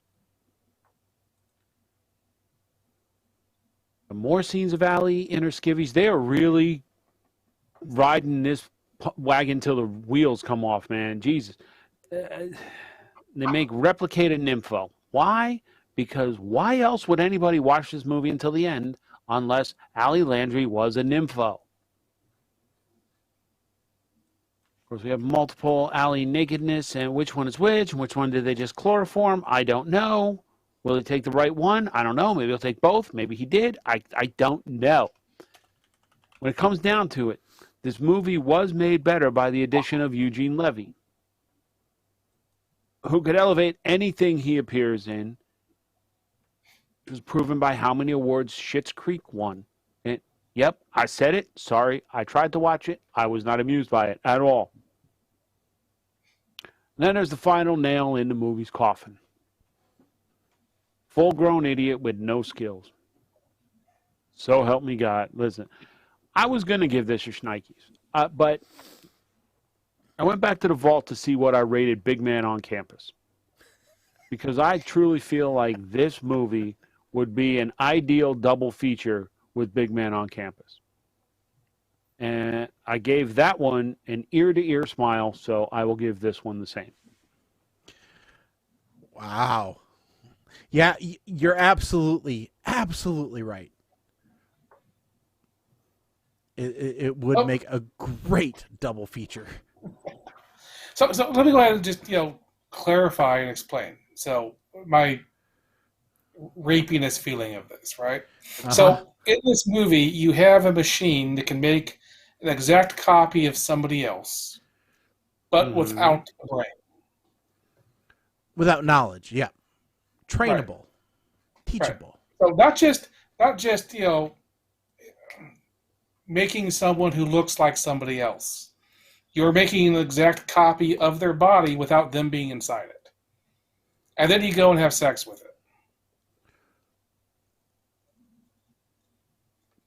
Okay. No, I'm not saying what you're saying. If he intentionally cloned his love interest, yeah, I think I would probably agree with your statement more. I understand what you're saying. If he was the one to show her porn, but he wasn't. He was not the one to turn her into a nympho, correct? In fact, he actually said no sex. Yes. So I'm saying yes. The clone was the one who initiated it, but the fact that it was still an unauthorized clone that had not been even discussed yet with the clonee, the donor. Anyway, just saying. Yeah. If they had not had that scene. How many people caught her name at the end, though? The clone's name at the end, and thought that was a cute thing? Well, Ditto. I like Ditto. Yeah, I thought that was cute. All right, so our second show was Thunder Force. Another Melissa McCarthy show. So we will go in the same order. Colin, you're up first. Okay, so I'd already seen some preliminary reviews of this movie, and I gotta say, I laughed. The elements that the reviewers highlighted were pretty terrible, but there was a lot else left in the movie that I could still see. I could still look at it as a good movie. Here's the problem with this movie, and here's what the other reviewers have problems with, and what I have problems with as well. And that is, there's some really stereotypical fat jokes in this movie, like the fact that they smell bad just because their costumes can't be cleaned correctly, stuff like that. It's like, that was not necessary. And I think the movie would probably be better without those always make fun of fat people jokes. It works better as a much better McCarthy movie was the one. It was Spy. I thought Spy was great. That was the much more positive movie than this one was, as far as body images go. But that beside, so this is a movie about. This is where it's kind of weird. Melissa McCarthy is not technically the main character. The main character is played by. I can't remember now. I think it's Olivia something. But anyway. Octavia Spencer. Octavia. That's it. Thank you.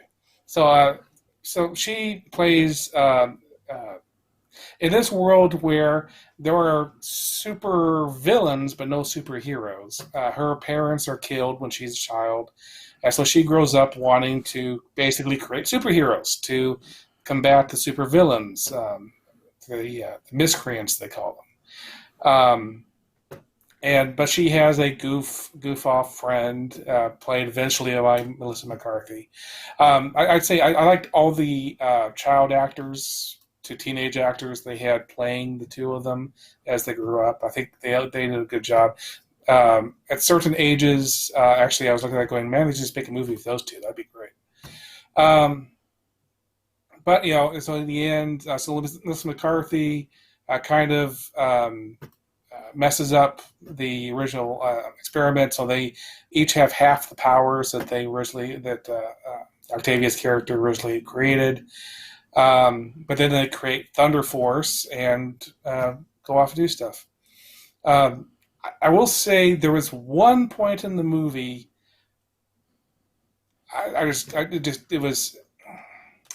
There's a scene where they go into a fantasy segment with a man with lobster crab arms, and it kind of breaks the movie for a while. It takes way too long and just does not make any sense. There's no other parts of the movie that did that, and so it was not. Anyway, that was terrible. It was kind of redeemed by what happens later, though. So maybe on a second viewing, it works better. But I'm pretty sure I'm going to make a wild guess here and say Mike didn't like that part. But yeah, I have to say I was actually pleasantly surprised by this movie. I am going to give it a smile. All right, smile from Colin.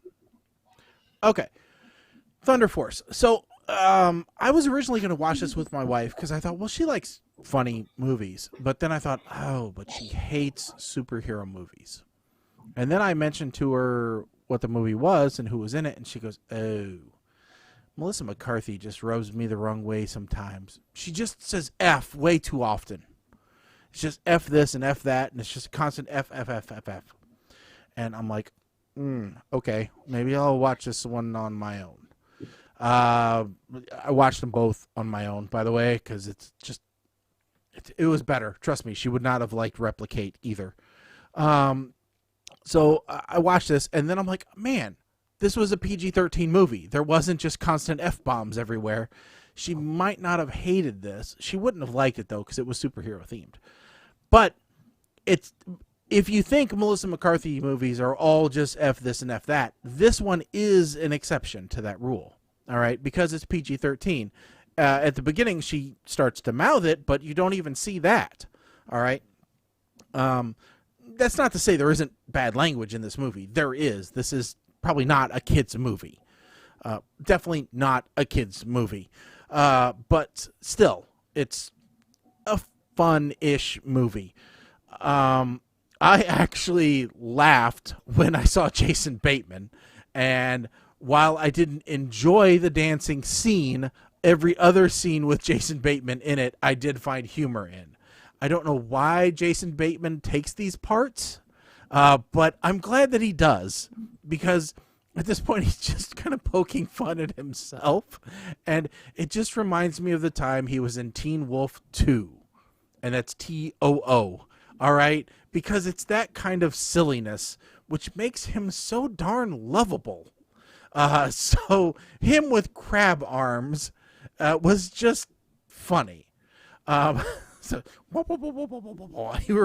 he reminded me of the guy from Futurama. I don't remember his name, Dr. Zoidberg. So yeah, you have this long lost childhood friends with Melissa McCarthy and Octavia Spencer, and that goes well. And then you also throw in this idea of her kid, Taylor Mosby, who plays Tracy, and it's kind of fun. Now, the one thing that I got a little weird was I thought for a while into the movie that Melissa Liu, who plays Allie, who is their security expert, I thought that was the aunt from Roseanne. because they look alike. Maybe I'm the only one that thinks that, but I think that looks like what's her name from Roseanne? All right, Jackie. So I know it's not, but they could have switched that out and it would have been okay with me. I think either one of them could have played the part just fine. You know, it was a fun little movie. You know, it's one of those where it's just a fun little movie. Kevin Dunn having a nice little, you know, kind of cameo, not really cameo, but, you know, a part in it was kind of interesting. It was just interesting to see, really, more than anything else. So I will say it made me laugh a couple times. I don't see really where there was fat humor in it with that stinky joke, stinky costumes. I just see that as wear the same clothes enough times, and no matter what your body size is, it's going to reek. All right. We could take a stick like Mike, tell him to wear that shirt for 5 days in a row, and it's eventually going to smell. That's just the way that it's going to be. So I don't see that as a body negative thing. But I'm a fat guy. What do I know? So it was, I thought it was a fun little show. So I end up giving this one a smile as well. Mike? All right. Well, I didn't have any notes about the costume, so let me just back up a second. I'm not gonna say it was incorrect. The reason I didn't feel that way, as a hockey player, there are pieces of my equipment that cannot actually be washed, and after a while, it gets to the point where you replace them because they stank a lot. Mm-hmm. And I'm speaking specifically to like the chest and arm protection, upper body protection. You ever try putting them in the freezer, Mike? I heard that works I with got jeans. a freezer big enough. I got a freezer big enough. Actually, what now that I have the last one that I replaced, the inners are all nylon, so now I just take it out of my bag and spray it down with alcohol and rubbing alcohol and water mixture to kind of disinfect it and air dry it. Anyway, that's besides the point. Now, full disclosure, I watched this movie after a incredibly craptastic night's sleep. What is going on here? I don't know. Oh, apparently they're flushing the hydrants out front, so okay. Yeah, that would make sense. All right. All right, so I'm judging this movie pretty hard right now. Giant container forklift driver. That should have been my career path instead of going into telecom. Movie rule number 14. When you have a klutz and you leave them alone in a room and you tell them not to touch anything, they're going to touch everything. Now listen, I don't have an alarm clock like hers, but if I did, even without superpowers, that thing would have been through the wall the first time it went off. They gave her the bracelet. How the hell does a bracelet know if you peed a little? Why don't we have that technology? Because we kind of need that when we get older, right? You know? Mm-hmm. Would be helpful. Now, here comes a line that I was not thrilled about. This car makes me ovulate.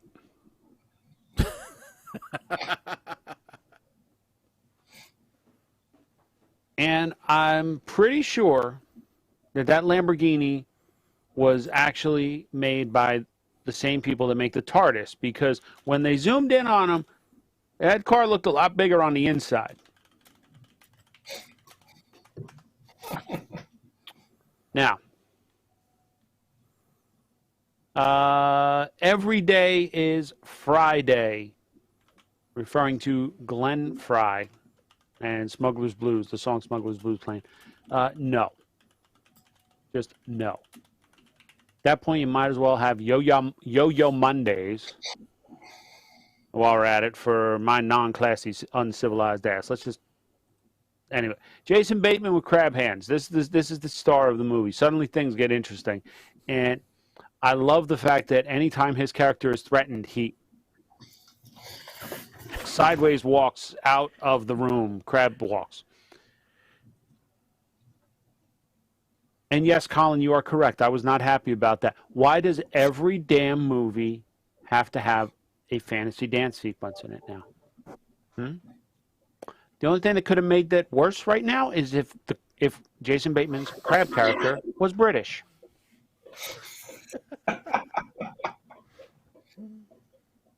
And the raw chicken thing, look, well, you know, I hope it's sushi grade. Sushi grade chicken is very hard to find these days, so.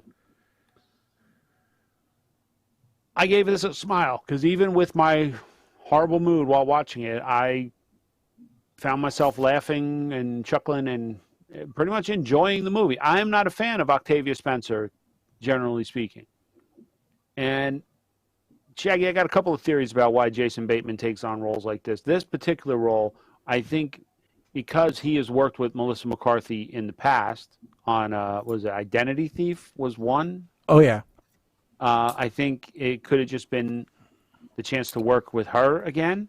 And I also believe he may have some kind of contractual deal with Netflix now that Ozark is coming to an end. Could be. So I think it's twofold. It could be. Okay, so while we work on the next movies that we're gonna watch, it's interesting. I was not aware. I know that our podcast and our show reaches a lot of people. All right, and I know that a lot of people just tune in for a little bit, then tune out. You know, and that maybe not everybody gets the whole story that we're talking about. But I didn't realize that one of our followers was Texas Governor Greg Abbott. And evidently he tuned in for a few minutes and then he tuned back out again because he had to get on an interview with Fox News. But, yeah, so evidently the governor of a whole state has retweeted that Biden's climate requirements are cutting 90% of red meat from our diet, which allows only 4 pounds per year. This is your leadership, people. These people. All right? These people.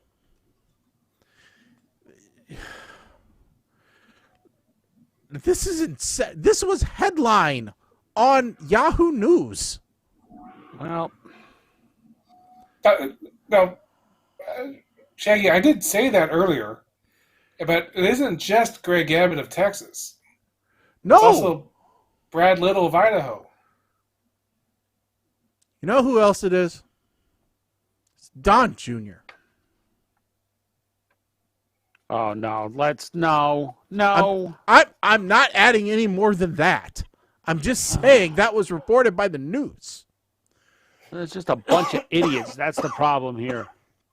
So, folks, you need to tune in for our whole show. The whole thing. It can't just tune in for a few minutes and then leave. All right? It's only 2 hours. In 2 weeks, 2 hours. That's all we ask.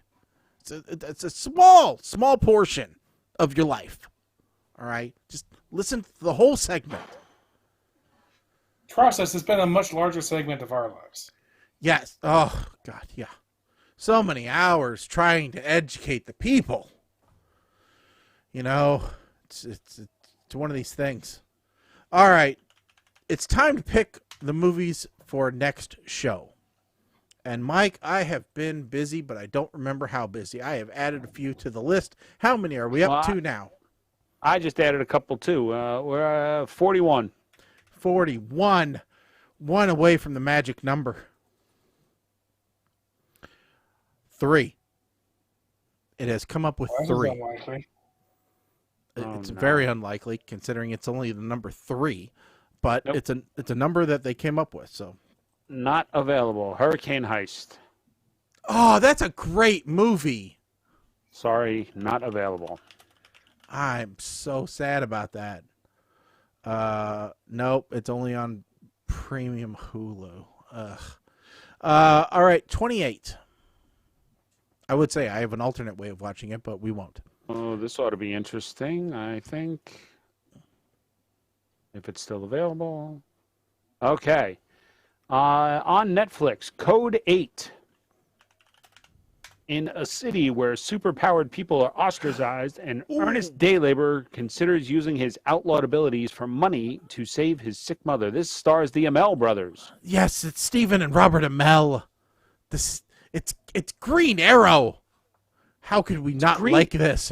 It's Green Arrow versus Tomorrow People is what it is. Green Arrow versus Upload. Oh, That does sound like fun. yes, it's a sci-fi thriller. Yeah, maybe by next time, talking about Arrow, maybe by next show we'll have some more detail about the meltdowns happening at the CW in the Arrowverse. Go ahead. What do we got? What's the next one? The next one is 29. Well, this one follows our... Oh, I don't want to watch it right now. What do you mean you don't want to watch it right now? Well, the link you put on there is to watch it. Hold on. Oh, sorry. Okay. This is a sequel to one this is The Babysitter, Killer Queen. Oh, this is oh yeah. This is Babysitter 2, basically. Yes, this is a sequel, but it follows our rules. So we saw the original The Babysitter. All right, so this is Correct. 2 years after being defeating a satanic cult led by his babysitter B. Cole once again has to outsmart the forces of evil when old enemies unexpectedly return.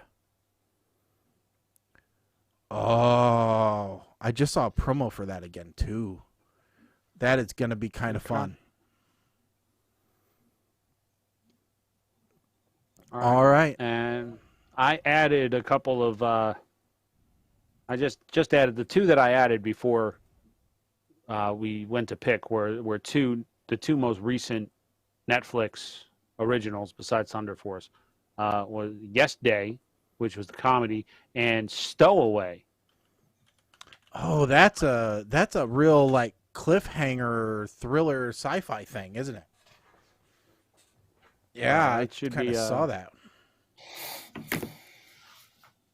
That's a real I had to look back suspense. because I didn't remember that movie. I saw What's I that? gave it a rating, so. Oh, the Oh, what, The babysitter. You couldn't Babysitter? remember it? Yeah. Yeah, it had Puke Tub Guy in it. Oh, okay. Yeah. Alrighty.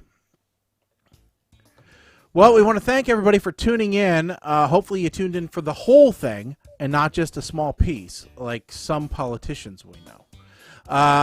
We're on every other week, so we'll be back in 2 weeks. That puts us back on the 10th. So we'll be back in April 10th. May 10th. May. Not April. This is April. So we'll be back May 10th.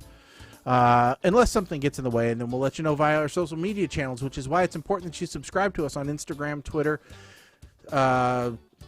Facebook, Twitch. We are thinking about getting into gaming. We got some games that we're thinking about playing. Maybe you can catch us out there on the Twitcherverse. I've been practicing my Dirt 4.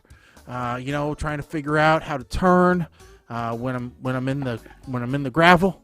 I got myself an Xbox controller so that I can game. And I've been playing that Guns, Gore, and Cannoli. Oh, that's a fun game. That is a fun one for us old school, left to right arcade people. So, yep. Kind of been making the wife mad when I've been playing video games. Well, Yeah, and I hate to say it, but that's one of the things when I was talking to Kim about this. She's like, "When the hell do you plan on doing this?" I said, I don't know. Not often. I figured like once a month would be enough. I will tell you though, if you get into that, like I was playing Dirt 4, that's a pretty fun game. Just rally dirt racing. Oh, that's so fun. I'm just playing around on their practice field and I'm having a blast. Okay. Because it is a fun game. Fun game. So anyway, so yes, do follow us on all the social media channels and we'll let you know when we'll be on. A lot of those will be able to hopefully invite you guys to help to play and play along with us. So, all right, that's pretty much all we have today. So stick around. In 2 weeks, we'll be back. My name's Shaggy. I'm Colin. I am Mike the Ape Man. Stick a fork in us, folks. We are done. Later.